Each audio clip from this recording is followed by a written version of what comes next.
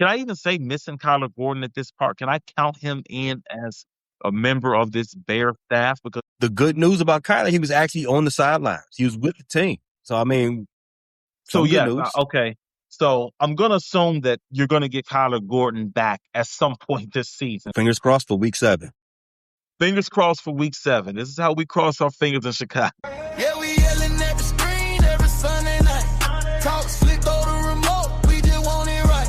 Front office tripping, man, they can't get it right. Host hit it, heated, but we still gon' fight. We talking Bulls trade, biz draft, missed calls, club slump, soft rebuild. We seen it all. Yeah, we loud, yeah, we gritty. I'm a little frustrated, but I still love my city. Yeah, north side, south side, west, we united. Been an eventful week for the Bears, Q. Joint practice with Cincinnati Bengals. Some more injuries. Figuring out what's happening at the left tackles. And the Bears played their preseason game against the Bengals, where we all got a surprise right before kickoff. Let's start at the beginning.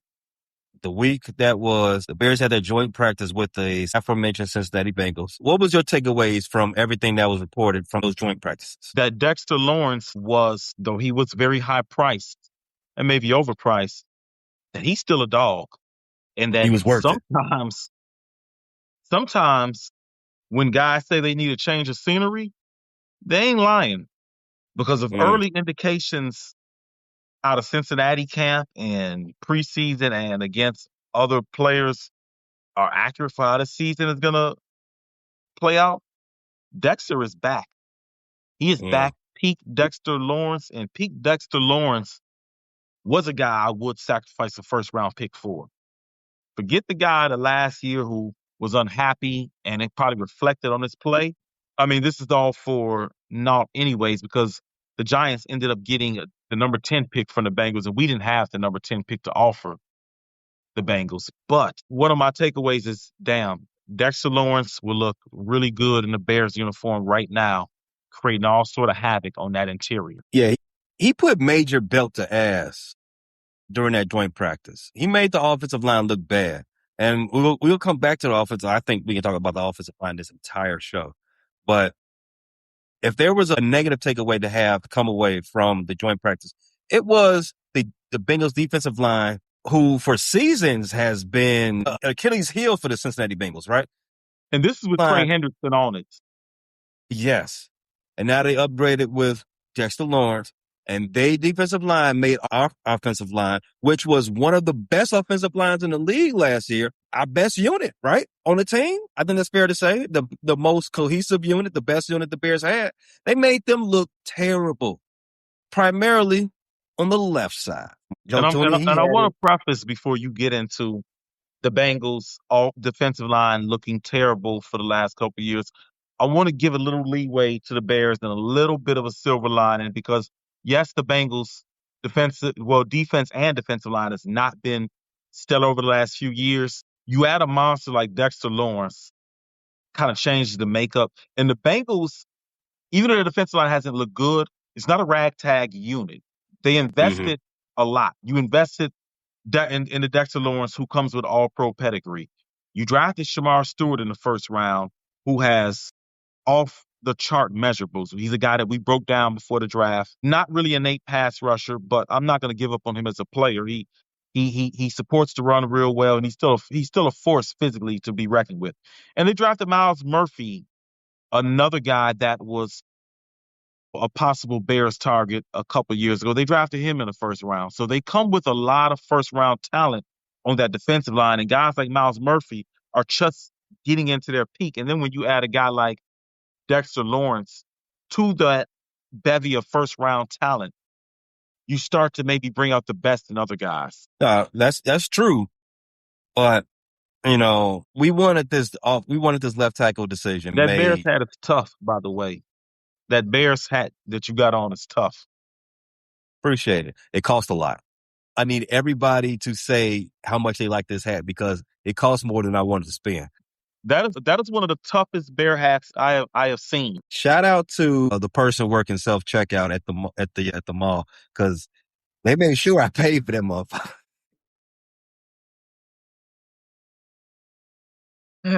As the new generation says, they overdid their job. I don't know if you pay Overdid. attention to how. Yeah, I had some teens come on my posts and got mad at what I recorded and said, "You over recorded that." So I guess when you do something, yeah, I said, "What the hell is over recorded? Either I recorded or didn't. Now, how did I over record it?" Yeah, so to put emphasis on something because teens in the early 20s up to 30 have such a small vocab and tiny Hmm. little thoughts. You overdid it. So yeah, they overdid their job. Overly did their job. Yeah, Overly boy. did their job. Other than the left tackle, Braxton, Theo, and all the other guys getting their asses whipped all through practice, I do want to talk about the good stuff. One, it was competitive on both sides. The Bengals got some good work in. We all thought, based on everything that reported, and I listened to Brad Biggs, every report that I got from this joint practice is that the Bears and the Bengals, it was good work on both sides. The Bears got 40 to 50 reps. They got to work on 2-minute drills and a whole bunch of other stuff. It was good work. Some people say, I know it's probably biased. The Bears had a slim victory. Caleb threw 2 touchdowns, one to Colston, one to Rome. Rome got his down the sideline. He shrugged off an arm tackle. You like to see that out of Rome, especially. Yeah. It was good. It was good stuff, right? Colston got his in the red zone. I think he caught his over 2 in traffic, right? Yeah. I think that was on a play action pass too.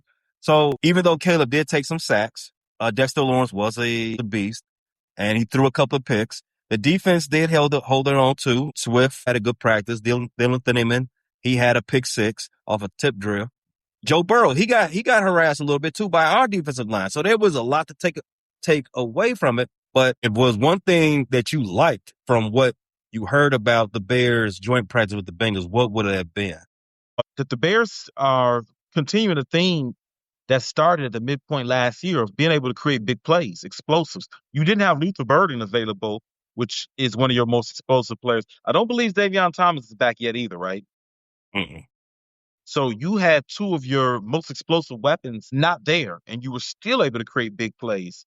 Even though, Caleb threw 2 picks, got sacked a couple times, the Bears offense is still a big play offense. The other thing I liked was the report of Jalen Johnson frustrating Jamar Chase. That was going to be my favorite thing too. That is, Jamar Chase is, if he's not on top of your list as the best receiver in the NFL, which is fair when you got guys who are just route tree nuanced monsters like in Justin Jefferson and Jackson Smith and Jigba. That's fair. He is the most lethal, dangerous receiver in the league right now. I think we can all say that without a question. There's nobody as dangerous as Jamar Chase, right? I think he's the most dangerous wide receiver in the league. So to hold a guy like that and frustrate him shows me Jalen Johnson is back. And I know Jalen wants his money, so I know he's playing for that extension. And he sees some of the money the corners got. So that was a positive sign because the Jalen Johnson we saw last year was a shell of the Jalen Johnson we know. And to be fair, the Jalen Johnson we saw the year before wasn't the best version of Jalen Johnson we've seen. So we're trying to get back to that 2022, 2023 Jalen Johnson, and I think he's off to a great start. The best thing about Jalen is that if he's back to blanket Jalen, back to Island Johnson, and he's healthy, I've got a lot more good feelings about this defense heading into week 1. But yeah, that was going to be my favorite thing of the practice as well. And right after the practice, it was reported that Press Taylor's older brother, Zach Taylor, said his starters ain't playing. They played week 1 of the preseason. They got enough work in this joint practice. His guys are going to be out. They're done for the remainder of the preseason. And we all assumed that Ben Johnson was going to follow suit. The large assumption was that, well, if Zach's not playing his guys, why would Ben play his ones, right? At least the offensive guys, there haven't been a lot of issues or a lot of concerns in training camp, at least with the offense. Maybe with the left tackle, you could throw Braxton out there. We don't really consider him a one, like traditionally, right? But he did say whether or not they're going to play depends on how well they practice. All the reports said there was a good practice, and we saw this last year. We think we understand something, and then Ben looks at the film, says, "No, that's garbage." I think they also had some a couple pre-snap penalties during the joint practice. They And did. They did. Ben, Garrett Bradbury and Caleb, they put it on the ground a couple of times. yeah, some bad exchanges. And we know Ben does not like either of those things. Right. What we've learned about Ben is I think even Caleb throwing an interception that's aggressive, he doesn't mind that. He does not like pre-snap penalties. You should not. Those are self-inflicted wounds. You're giving the defense 3 yards and without them getting out of their stance. So obviously Ben saw something that we all didn't see. He didn't like what he got. He didn't think what they got out of the practice was enough. Even those 40 some odd reps. He said in his press conference after the game that, well, I don't know what they achieved in this game, but I know they got more reps. You got to love Ben, right? I don't think it was an announced until like right before kickoff that the starters were playing. I didn't know until right then and there. I'm like, oh, I didn't realize we were doing this, man. Okay, fine. It. The starters playing one series. Was that necessary? And Ben, I trust. So if he deemed it necessary, that's fine to me. I did want to see them get some work, though. Personally, if it was up to me, I would have loved to see Caleb just get a little work, get out there, get under the lights, get in real game action where it's not controlled, where the bullets are live. So, no, I had no problem with that. I liked it. I expected it when, even though the reports were some good out of Bears practice, I think Ben, his idea of good and his idea of them not having to play, it would involve not dropping the snap, no pre-snap penalties, probably no turnovers, and the offense going dominant. Remember, Ben Johnson wants this to be a dominant offense, not a good offense, a dominant offense. So I wasn't surprised to see them out for a series. I know you say you like to get that feel, get underneath the lights, get the dress rehearsal going. But if you have 2 joint practice set up with a day and a half before a preseason game, doesn't the joint practice negate the necessity to even play the game? Now, if you was going to do this, couldn't it have been done week 1? Right? But after the joint practice, isn't it just overkill? They do more in the joint practice anyway. What was the? I don't think like it was unnecessary. I'm not Ben Johnson. I don't coach the Bears, but I think it was unnecessary.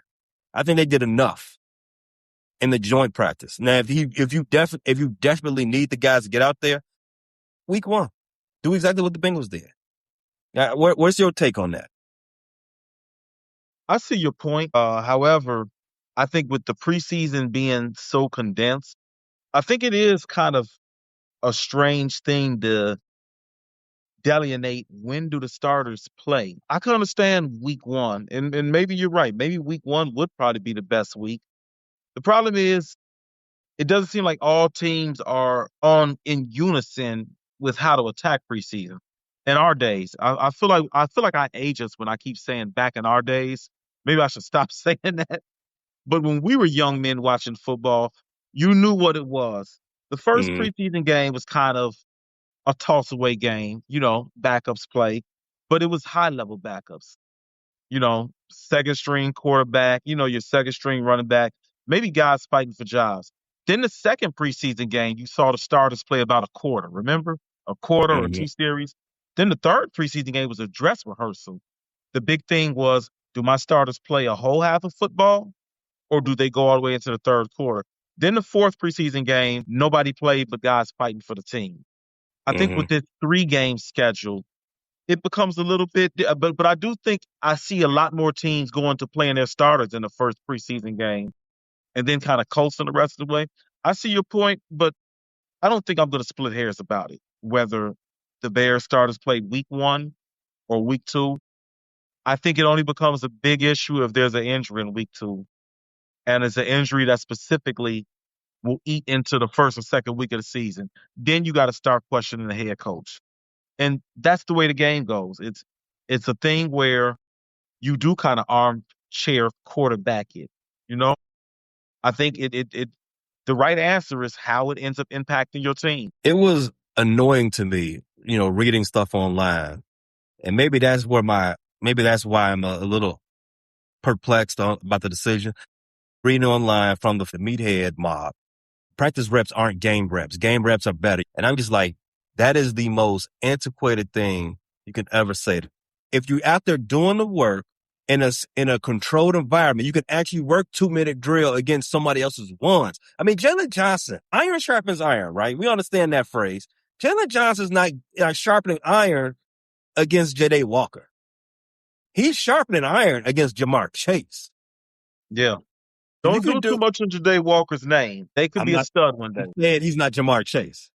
That's fair, but I think before it's all said and done, Ja'Day will show that he is a worthy 2 or 3 receiver. No, he's a Bears legend already. I love Ja'Day. You're right. The Packers game touchdown, he's absolutely a legend already. Right. Shout out Corey Wooten. Shout out Corey Wooten. Another Bears legend. He's, in fact, forever a Bears legend. Bears Mount Rushmore. I said it. Bouncing Brett Favre's head off the turf killed 2 birds with 1 stone. Oof. You ended the Packers and Vikings quarterback because once you're a Packers quarterback and you start, you're always a funky ass Packer.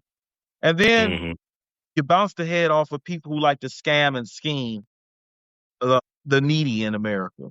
So shout out to Corey. Hopefully that head bounce that he gave Brett Favre leads to Parkinson's and ALS sooner rather than later. He got one of them already. Well, he claims he has one of them. Last thing on this practice thing, if you can work on specific things against high-level ones, and we know Cincinnati Bengals have high-level ones. They have one of the most dynamic offenses in the league, Joe Burrow, T. Higgins, Mike Gesicki, the aforementioned Jamar Chase. If you can get some work in for your defense against guys like that, and then also get some work in on your offense against Dexter Lawrence, who was, again, a lot better than what the Bears offer on their defensive line. You can, I think that it is infinitely better than just suiting up against somebody else's tools, but maybe I'm in the minority. Another thing, I do think that this decision was largely because Tyson Bagent was hurt. Tyson Bagent is healthy. I don't think the starters play if Tyson Bagent is healthy. Because what are you going to do? Play Case Keenum a full half? I don't think that was going to end the call. Moses Miller's body is there to be sacrificed to the preseason gods. You could put Moses Miller in there for 3 or 4 quarters. So I don't agree that if Tyson Bagent was healthy, we wouldn't have seen Caleb. I think we would have seen Caleb anyways. We just would have seen a little less Case because Case played a whole first half. You just would have seen, Moses Miller's, like I said, his body is to be sacrificed to the preseason gods. They don't care what string the tackle is behind there. Moses Miller, his fate is already sealed. He's like Sir Christian. He knows how he's going out. He just doesn't know the style he's going out. Moses Miller just wants people to sing songs about him, sing preseason songs about him, like we sung preseason songs about Austin Reed. The North will never forget Austin Reed and that preseason run he had for 2 years. Yeah. Where's Austin Reed at, by the way? I didn't know he was still in the league. I don't think he's in the league. That's why I asked where he's at. The last time I see him, he was in the UFL. I wonder if he made his way out of UFL onto an NFL roster to be bantied back to the UFL. Might be time to go get that realtor's license, my boy. Or open up a Steak and Shake. You can get a franchise to $10,000. Yeah. People love Steak and Shake. Easy money. Love Steak and Shake. Speaking of preseason, the Bears lost their second preseason game of the offseason, 27-9 to the Cincinnati Bengals. This is Ben Johnson's first preseason loss as a head coach. He is now 3-1-1. How is he taking it? Did you see that press conference? He is not happy. Not happy at all. Overall, it doesn't matter if it's preseason or not. It's a bad feeling in that locker room after the game when you lose, particularly like that when it's down by multiple scores. You don't feel like you made it very close there at the end. Said it at halftime to the crew, just the penalties and the third downs on both sides of the ball, they really hurt us in the first half, and we weren't able to get those cleaned up there in the second half. 11 penalties for the game. We were 2 of 14 on third down on offense, and we allowed 6 of 13 there on defense. So not quite good enough. And then when you add in the red zone, the fact that we were able to move the ball at times, okay, but we couldn't end up with touchdowns. Those are major killers when you're facing a good team like that. So I'll go ahead and open it up from there. What went into your decision to play the starters? Okay. Same thing I've been saying all along, and that is we were going to assess the number of reps over the course of the week and the workload. And so we felt like we needed this work. What did Caleb gain from it, do you think? I have to go back. I got to watch the tape. But he gained 9 more reps. I know that. Q, the Bears starters only played one series. You got to see Braxton for a second series, and then Theo took over. What did you see out of the principal guys for the offense? The left tackle situation, the series, you didn't see a whole lot.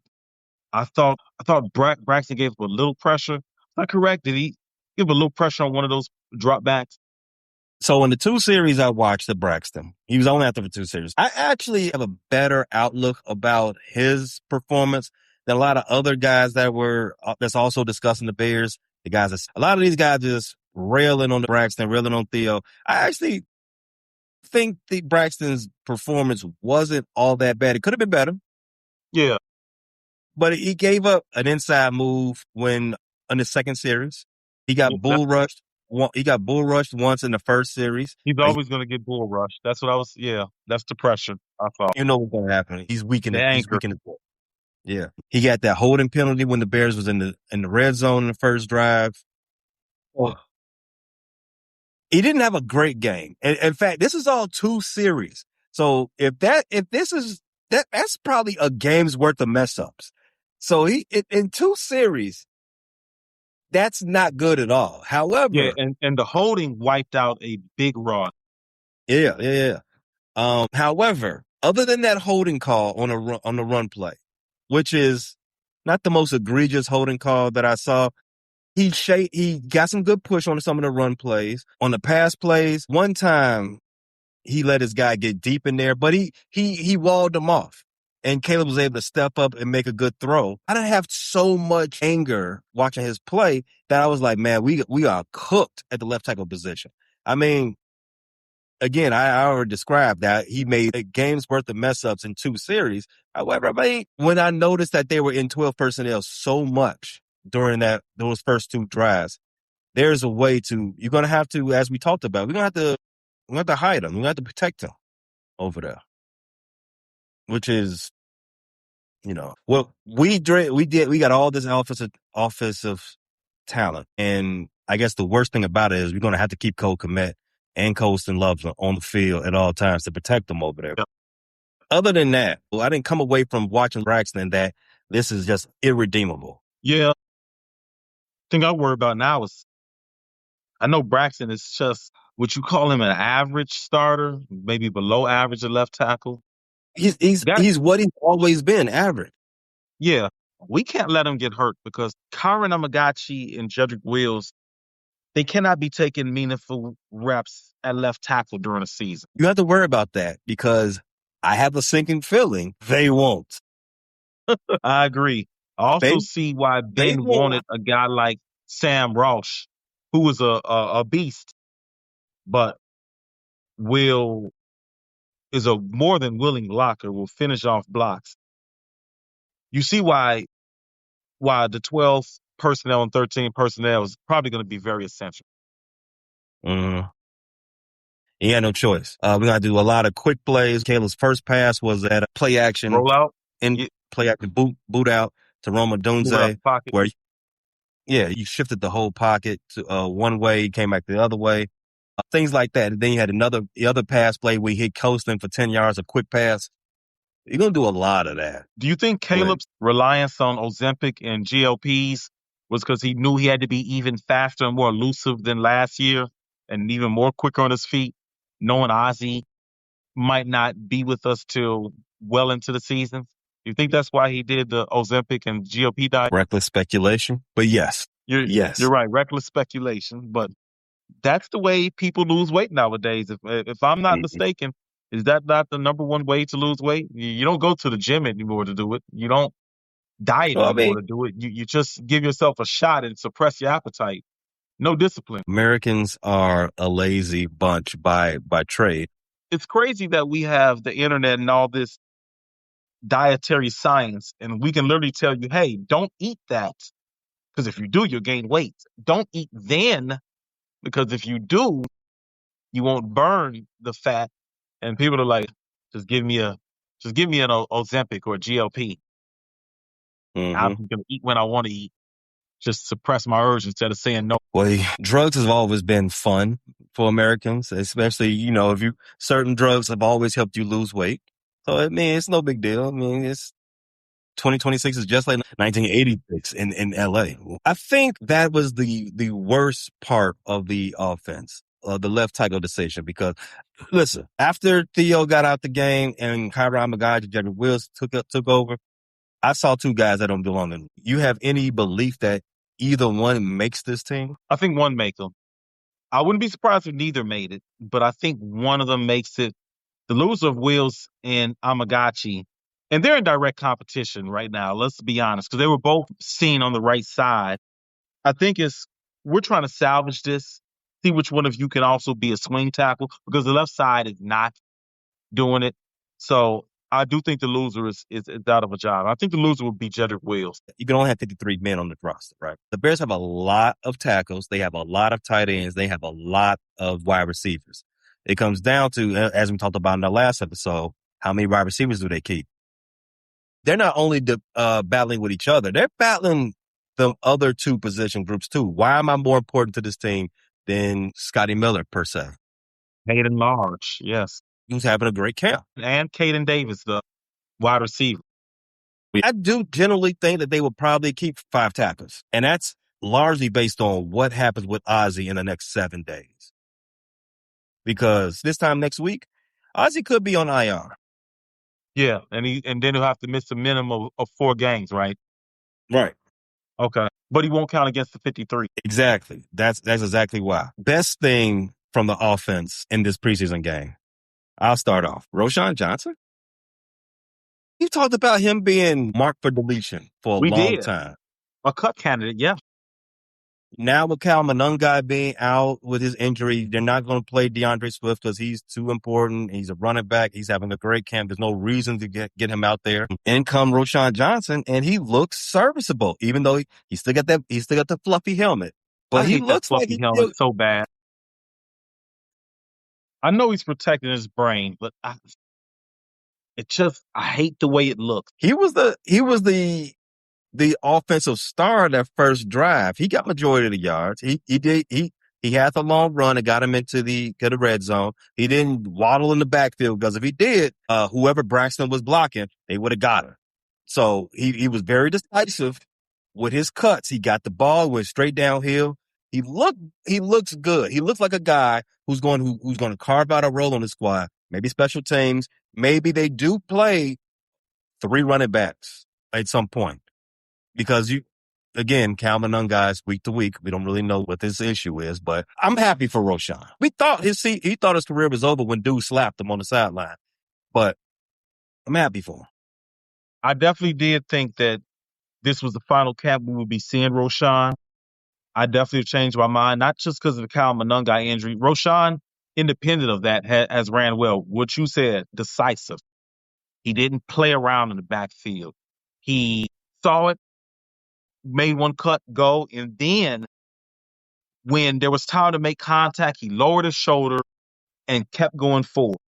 When contact happened, he was able to get an extra yard, 2 or 3. I definitely do think there is a role that Roschon has carved out, because we saw Travis Homer when Travis Homer was healthy come in on certain downs. Other thing about Roschon, which I like, this was talked about in the previous regime, but he wasn't used enough in that role, probably because he ended up getting hurt. But remember, Roschon was the one of the things that was impressive about him coming out of Texas and early in his Bears career was that he was a good receiver out the backfield. He's shown that in the first couple preseason games. Soft hands. When he's gotten out on the routes, he turns around, soft hands, turns upfield to run. I definitely think there's a spot for Roschon, because he can play all 3 downs. He is good as a receiver. He has good hands. He knows where to sit. He does have power. I definitely think there are some snaps Roschon has carved out. He should see some snaps on offense this season, even with the Monungai and Swift healthy, because the Bears like to run the ball. Let's go to the defense. The defensive starters were out there too. Not all of them, but a good amount of them.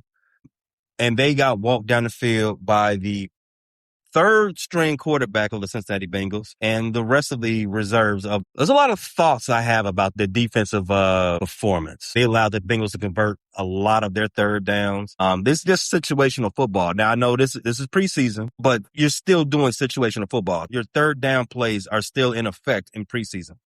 That much I know. And the Bengals, again, reserves, they were just under 50%. They were 6 of 13 on third down. Sloppy night. This is more of a special teams concern. They muffed the putt. Caden Davis, you can't do that at all in preseason. Yeah, you're trying to make the team, Caden. And even though you're having a great camp, you got an uphill battle. Not necessarily because of your talent alone, but as you pointed out I believe it was the last show, the Bears got 5 wide receivers that are absolute lock spots, not moving. Mm-hmm. The Burden, Odunze, Khalif Raymond, Jade Walker, and Xavier Thomas are locked. So you really only need 5 receivers. So you're really competing, like you said earlier in the show, you're competing against other position groups. Convince me why I need 6 receivers as opposed to carrying 4 tight ends or carrying a 5th tackle or a 6th linebacker. Convince me why I need you. And as you know, when you're a 6th receiver, you're going to need to have some special teams versatility. You cannot afford to put the ball on the ground. Unless you have a fan in the general manager, i.e. Ryan Poles, and you may have a pet squirrel or something like that, you really cannot get away with too many mess-ups on special teams. Caden Davis, you've been cool, but that one can really hurt you a lot. Hopefully he has a bounce back in the rest of the next 2 practices and the last game of the preseason. Back to the defense though. Was there anything to take away good about what the defense showed? Yeah, I thought Montez Sweat, there was a play where the running back looked like he was going to the B gap opposite. Sweat worked down the line, used his left arm to ward off the tackle, made the play for minimum gain. The other thing is, even though they did get walked down the field, a lot of those passes in those first couple series were targeting Dante Manning. I don't expect Dante Manning, if the Bears are healthy, I don't expect him on the field at all. I don't even know if he makes the roster if the Bears are healthy. So you were missing Tyreek. They held him out again. Mm-hmm. Can I even say missing Kyler Gordon at this part? Can I count him in as a member of this Bear staff? Because the good news about Kyler, he was actually on the sidelines. He was with the team. So, I mean, good news. Okay. So I'm going to assume that you're going to get Kyler Gordon back at some point this season. Fingers crossed for week 7. Fingers crossed for week 7. This is how we cross our fingers in Chicago. Yeah, so I'm assuming you're getting Kyler. I would love to be surprised to see Kyler back week 1. I don't know how likely that is. But like I said, I went back and looked at the game. A lot of the attention went towards Dante Manning, and that's a guy we're not going to see on the field. We might not even he's probably going to be a guy, but he's an undrafted free agent out of Oregon. He played with Dylan Thieneman, but we're not going to see him. So I like to think that yes, we did got walked down by 2s and 3s, but we had a guy who was probably our 4th guy, because they gave him an extended look over guys like Josh Blackwell, who's going to make the team. And Josh Blackwell may be higher on the depth chart, but again, as you've alluded to, we don't want to see Josh Blackwell, do we? We don't want to see him on defense. Jalen Jones, Terrell Smith is still hurt. So under ideal circumstances, no, Dante Manning wouldn't even be your 2nd or 3rd string guy. So I think that is kind of a silver lining that we can take for the defense. Hey, they kind of picked on a guy who's not going to be on the roster. And that was where most of their plays went. Dante Manning, he was making some decent plays in the game. He was being aggressive. Let me say that. Let me not say he was making decent plays. He made a decent pass breakup. I'm not going to take that away from him. What you want to see out of your defensive players, you want to fly to the ball. You want to break on the ball. You want to make plays on the ball. It's just that, like you pointed out, when they singled him out and put him on an island, they went at him again and again. Yeah. Now, one of those touchdowns he gave up was a perfect pass. I don't think anybody could do anything but that. That last one they put in the back of the end zone, that was a really good pass. I don't think there's anything you can do with that. but he did get targeted often once they put him on that island. And to your point, we expect that a lot in DA's defense. People got to learn how to play on the islands. You got to be able to cover your man 5 seconds at least, one-on-one. And if you get singled out like that, it's not a spot on this defense for me. Going past the starters, let's get into the second half. Just like last week, Dennis Allen and Ben Johnson took the second half off as far as from play calling duties. Your boy Al Harris, he called the plays for the defense. What's my man name? The tight ends coach? He called the plays Jim for the Brown. offense. Yeah. He called the plays for the offense. Didn't really have the same outcome like we had last week. We stepped up in weight classes. We're not playing the Browns anymore in that train wreck in Cleveland, playing a different team in Ohio who's a little bit better in football. So they didn't come off the gas. Was there anything from our reserves that you liked, or anything that you noticed? From the reserves, the guy who is flashing on the reserve, Jordan Vanderberg, he's flashing.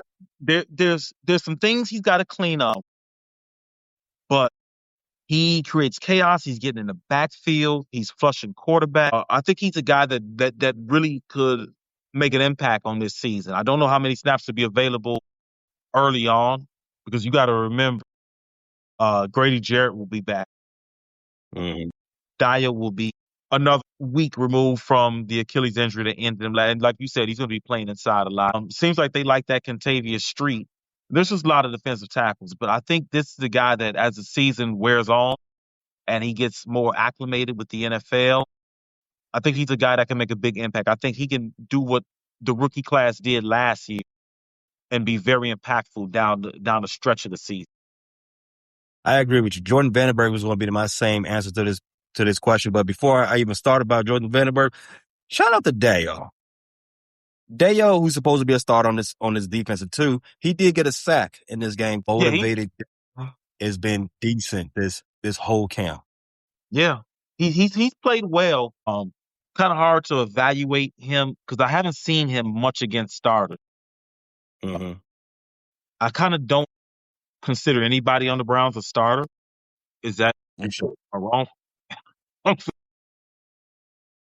So even though the Browns kind of had this, and the Bengals were obviously playing their backup, so I'd want to see it carry over to the regular season. But yes, Dayo, and he's got a lot of making up to do.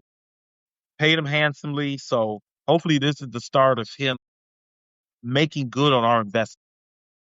If he pops, then everything we were concerned about in the free agency part of the offseason gets washed away. Like we found something here. And maybe we also found something in the 6th round with Jordan Vandenberg. Like I said about Dante Manning, you want to see your defensive guys fly to the ball, break on the ball, make some plays on the ball. And that's exactly what Vandenberg does. He's got a relentless motor. He was chasing dudes out the pocket. He had that run stop in the backfield for, I don't know if it was a loss of yards. I don't know. It was a no gain, one or the other. But you definitely, those are things you take notice, especially for a guy who's not getting paid that much. A 6th rounder, you want to see that. You want to see effort out of those guys. He's got effort by the ton. You saw when he chased old boy chased the quarterback, flushed the pocket, That and motor chased keep going. Yeah, that's the stuff you want to see. That's the stuff that's going to help him make this team. I think, in fact, I'm calling it Q. Jordan Vandenberg, he's in the 53. Oh, no doubt. I don't think that's any question. I think the question is he in that defensive tackle rotation? That's the better question.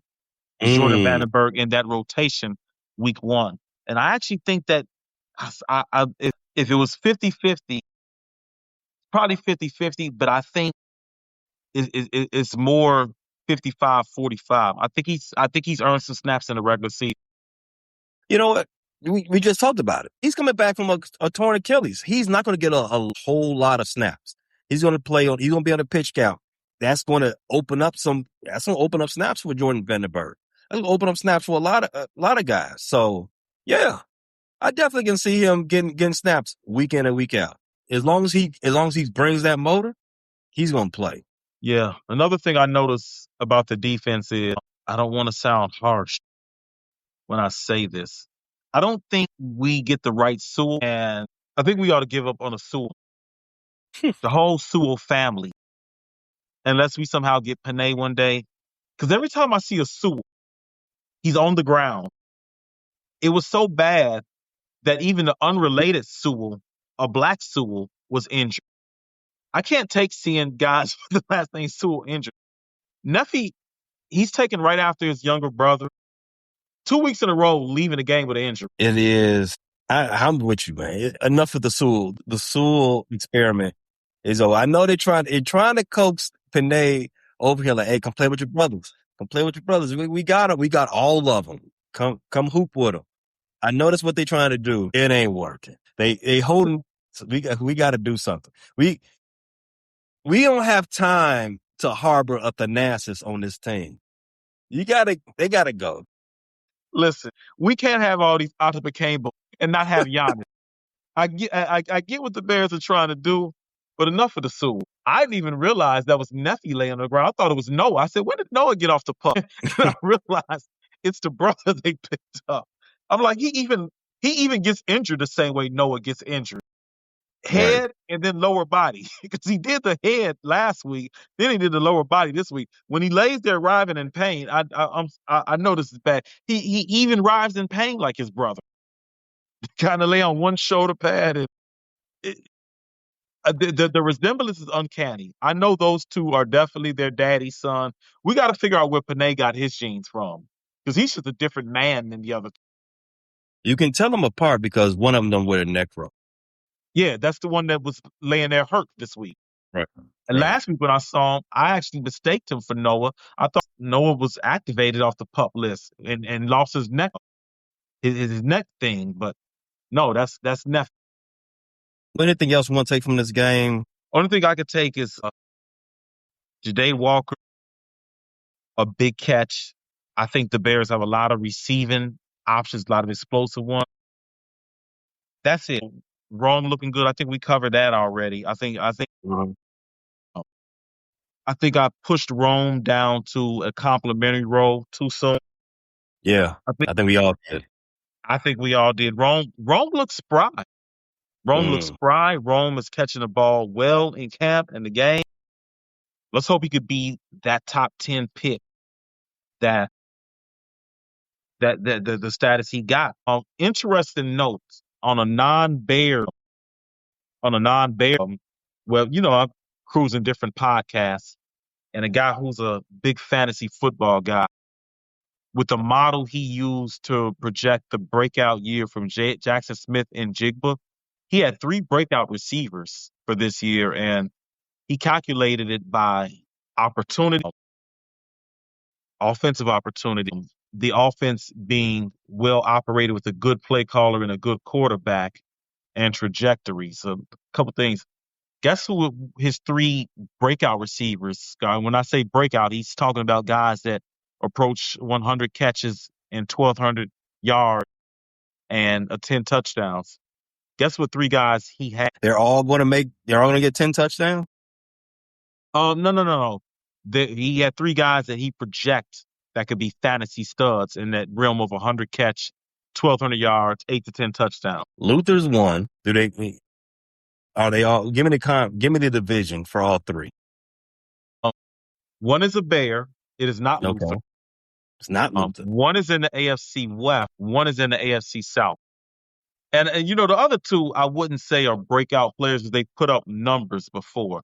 He was talking about guys that could win you fantasy league.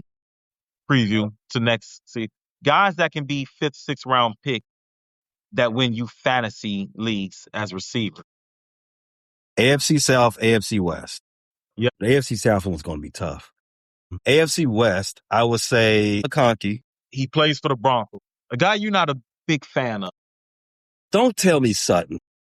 No. Right team, not Damn. Oh. Jalen Waddle. Jalen Waddle. I don't like this list already. Jalen Waddle's not getting 100 and going for 10. 8 for 10. He's not doing it. Okay, that's one. And the AFC South is a guy who had a sophomore slump. So you should know that guy by now. More slump. LSU into the first round. Oh, he ruined a lot of fantasy years last year. Brian Thomas. He ruined a lot of fantasy teams.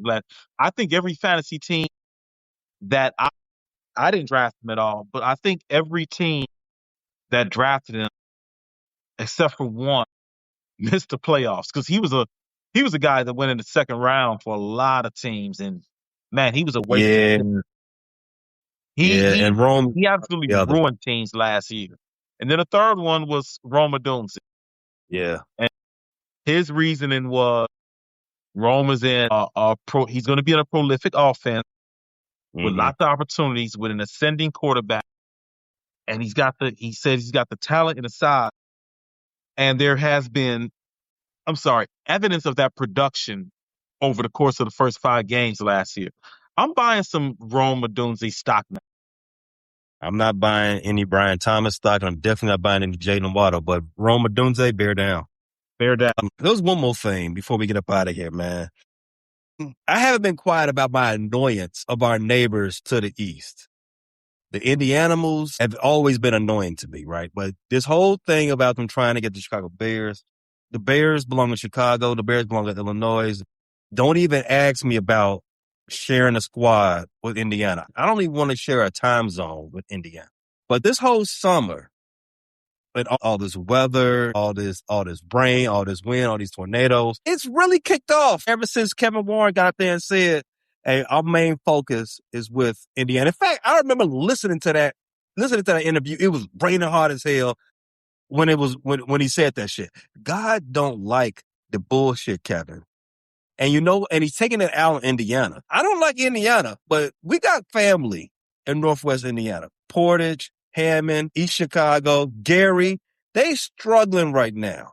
They going through it all because of you. Governor Braun, he trying to get the Bears $1 billion, but he can't keep the lights on for all our homies in Northwest Indiana. There's people in Gary ain't had a running refrigerator in 2 weeks. 2 weeks. And you trying to gather public money for the Chicago Bears, and you can't even keep the power on. And I know some people have said, storm. Well, here's the thing. If the infrastructure was better in Indiana, you wouldn't have a problem with electricity for the last 2 weeks. The infrastructure is poor. And you want to just build a state-of-the-art stadium amidst trash, rubbish, sprawling urban decay, and pothole road and old raggedy. You want to put a state-of-the-art stadium there where people have shacks that don't have power. Make it make sense. You hit it right on the head. How you going to give a team $1 billion, but you can't get the lights on? Hey, Governor Braun, you need to pay less attention about what's going on in Chicago and pay more attention about the people who put you in the governor's mansion. Stop worrying about the Democrats in Illinois. Stop worrying about the Democrats in Chicago. Stop worrying about the Chicago Bears. Stop worrying about Chicago, period. Don't worry about nothing we got going on this side of the border. Worry about them people that vote for you. Worry about them. The mayor of Hammond. Stop running to every podcast. How about you stop calling into sports shows to interview about the Bears? How about you get off the phone with them and get on the phone with Nipscott? Do your job. Yeah. Help your people and go root for your Colts. Enjoy your Anthony Richardson and Daniel Jones. Stop trying to be jealous of what we got going on over this side. You got your own home to worry about. That's exactly what this all comes down to. Y'all trying to steal Caleb because y'all messed up and got Anthony Richardson. That's y'all fault. Stop trying to be Bears fans. You can't be Bears fans now. Root for the Colts. There's no baseball team in Indiana, is there? I mean, no, there isn't a baseball team in Indiana. Go get the Sox. Go recruit the Sox. That's perfect. The Sox are a team made for Indiana. Go get them. Made for Indiana. You tell me you couldn't see a Hammond on that Sox jersey. I could. Go get them. There's your team for Northwest Indiana, the White Sox. East Chicago White Sox. Has a good ring to it. It does. So the Bears have 3 more engagements before the roster gets cut down. They have one practice on Tuesday, They have a joint practice on Thursday in Nashville, and then the preseason finale against those same Titans. And then Sunday, a week from today, roster gets cut down to 53. We're going to talk about it all this week. And we're going to have our fantasy football show. But until then, bear down, Q. Bear down. Appreciate you tapping into this latest episode from the Frustrated Chicago Sports Fan channel. Don't matter if you was watching on YouTube or listening on Spotify or Apple. Make sure you like, subscribe, share with everybody on the block, and hit the notification bell so you never miss none of our daily drops. And to all the guys from the shy, we say 3 things. Bear down, fly the W, and sell the team, Jerry.